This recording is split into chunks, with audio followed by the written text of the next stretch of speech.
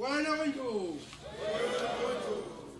wena wendoda bayethe lonyaka kwa-45 ngimala mhlawumbe laba abancane abangabafana abazi ngengama mina ngikhathe inzima la ngakho-ke angaze ngwabone lamabhene angaze ngwabone lamabhene pontini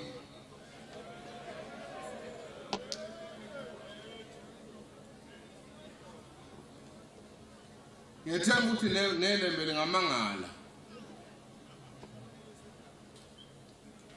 ukuthi eminyakeni ewu-199 emcimbini walo kwagcina kumi amabhena ama-politicians liyibuze ukuthi ngabe leya painting engadwetshwa yona yiloya mlungu uFini yayingasekho lesizweni samaZulu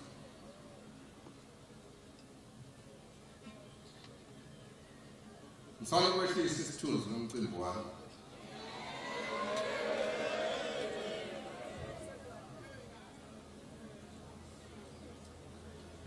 ngoba akusiwona lamabhena okuyona ahlanganisa inhlanga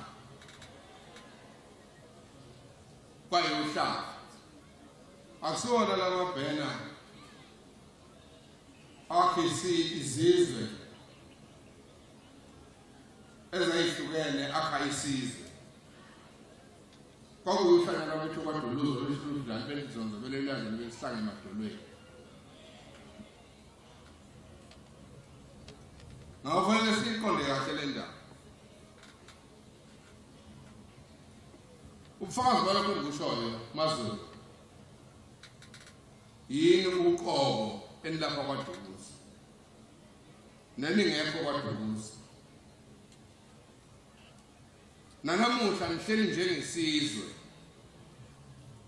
nabilana uqobo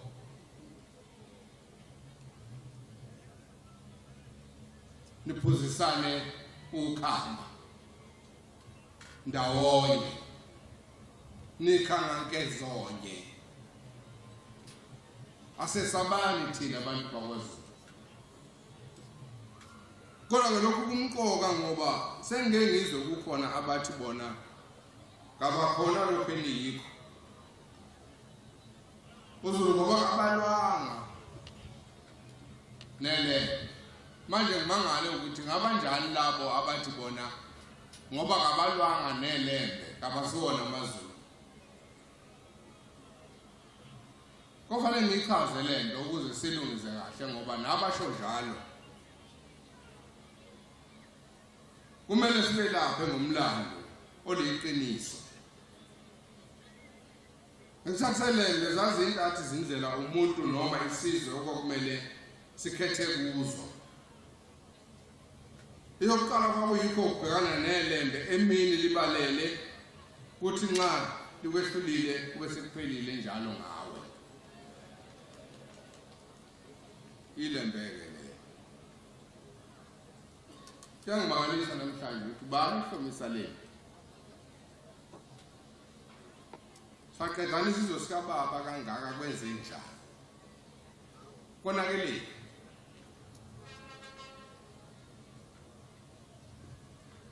okwesibili umuntu noma isizwe leso sasiphakamisa izandla kungakaliwa sivume ukuba ingxenye yelembe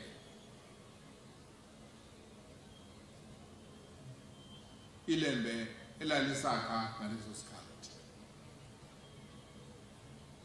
ngifuna amaZulu ukunichazela ngoba lezi zinto zinzima ukuyi-understand noma ukuyiqonda kulokho kwesithathu ngisazochaza lokho engizokusho nokugcina umuntu ungayibona ukuthi angeke amelane nalo ilembe ngalezokathi wayedla phansi.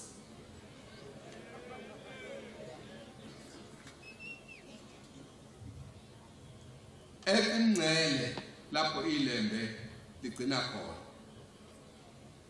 Yiko nanamuhla kukhona abakwezinye izifundazwe kanye namazwe abathi silapha ke thina sadabuka kwazi babe baleka ngoba bengeke bame nelembe enkundleni ngoba ibhekana nalwayisa lenkundleni. Nakuwe ufuna ukuchaza akakho umuntu ogcinwa uNkulunkulu isikhathi esithize engamgcinelanga ukuba enze into ethize. Kuna niqonde kahle lena. Ilona lowo unento ethize uNkulunkulu ebuholile asuke embekele yona ukuthi makayenze. Nami ngigcina kangaka nje kulesi sihlalo. Kukhona izinto okufanele ngihambe ngizenzile. Nani abekho abanye amazulu angazi ke khona amanye amazulu okufanele ngikhulume nawo awekho ngaphandle kwenu. Manje ke yikho ke ngithi ilowo nalowo ebuholini bakhe unikezwe umsebenzi uNkulunkulu kayinikile yena ngobuhlakani bakhe. Uma isithuthu yayona into athunywe yona uNkulunkulu abeseduza kini.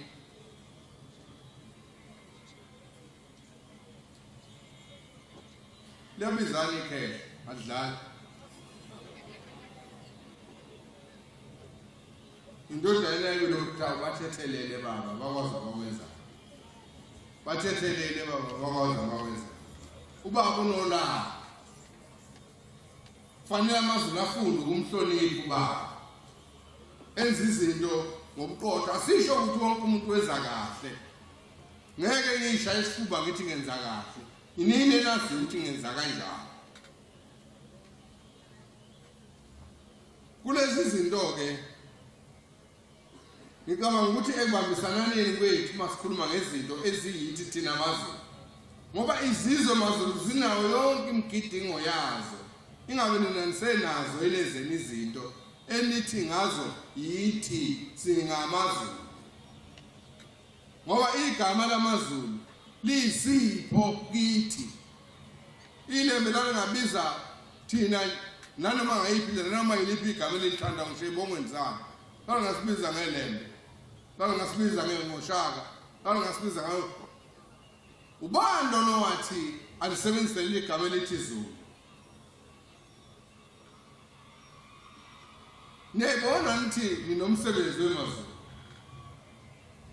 Kwezenkolo, kwezamasiko, kwezokuvikela izwe lethu. Nokuthi ningangenwa ngabantu, nize ningene ngamazwe amadolweni. Nivikele abantu bakini, nivikele inhlabathi yenu eyafelwa ngokhokho benu. Nisebenzise ngendlela elayizwe ngayo ukuthi kufanele nisebenzise ngayo. Nibe nokudla, ningalambi ukuze makuqhamuka isifo sokuhlaselwa indlala njengoba ibhokile nje. Nibhekele imali kaHulumeni, iyophela le mali kaHulumeni. Ngiyantshela, iyophela ngendlela ngisenibuka kaningi wabanyana nje.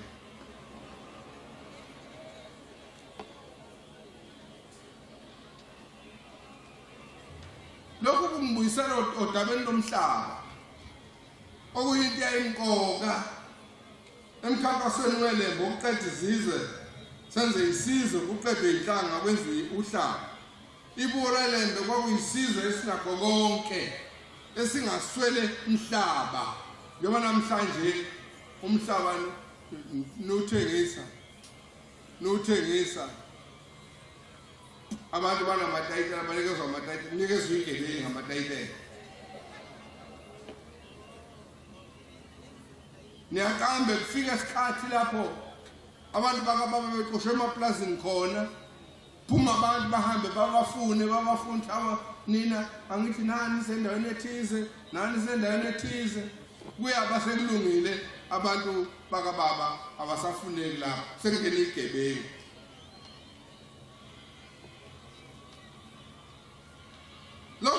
ngokuthi kwathi uma isizwe sesingaphansi kwelembe singephuci umhlaba kunalokho kwengezwe njengengxenye yokubuswa kwezwe. Sasinayo imithetho thina yokubuswa kwezwe. Namanje sinayo imithetho yokubuswa kwezwe. Ukuthi nje kasibuzwa ukuthi thina sithandana kukwamazenzele umathanda. Sekuwamathanda nje.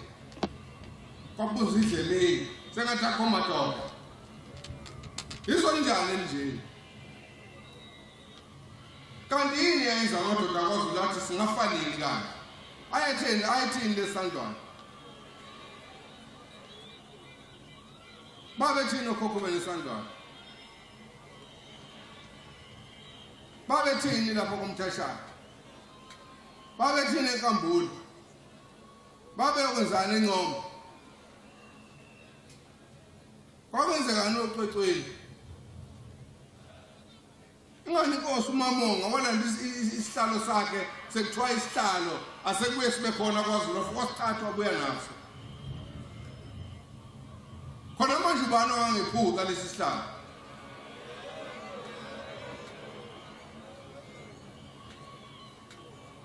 uNkulunkulu angafika ngigcina iminyaka emingaka nani. Ngimshiyeni ngenani utho ngelinye ilanga. Ezweni eliyifa leli.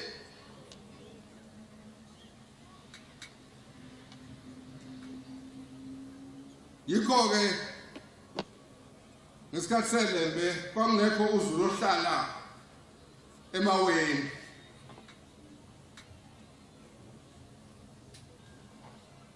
Wayengekho uZulu ohlala emaplazini. Amaplaza ayengekho. Ngoba kwakumnandi kubuswa. Linothile linamanoni. Abantu abalambile vele bayalwa. Abantu abalambile ngokucabanga vele bayalwa. Abantu ingqondo zabo abangayihlelile vele bayalwa.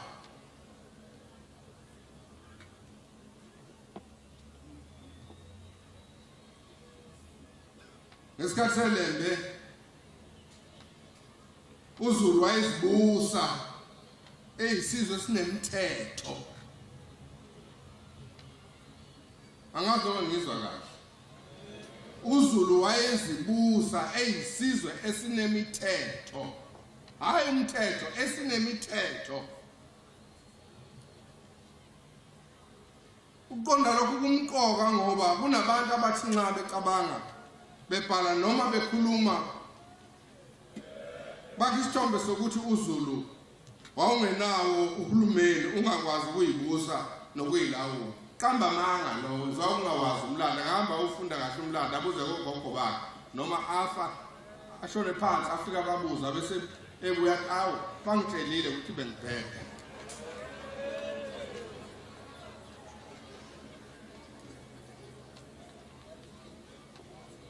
Okhuluma lokho akawazi akamazi uZulu.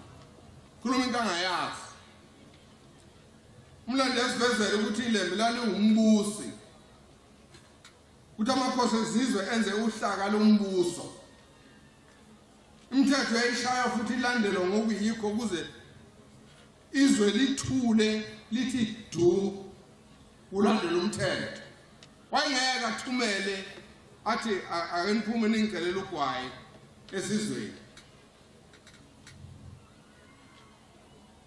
Ngoba lazi ukuthi uma ucela ugwayi kumuntu awusekuncane nje sekuyivushwana. Lathi ningawuthathi-ke lo gwayi.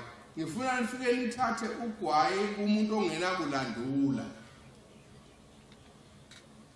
Ubuhlakani obunjani lokho? Nangempela babuya nabesigodlweni babuya naye waxoshiswa.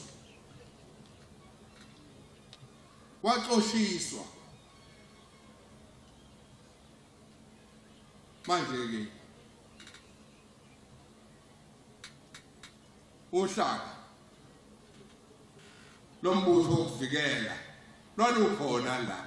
Uhlaka lokuvikela funa ngizwe kahle. Uhlaka lokuvikela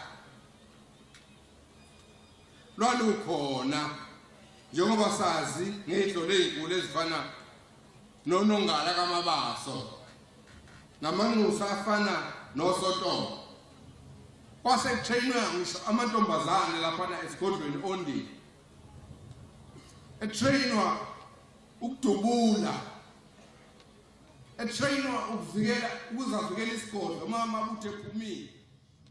They're actually disgrading our cultures, showing that our cultures actually don't mean anything. Africans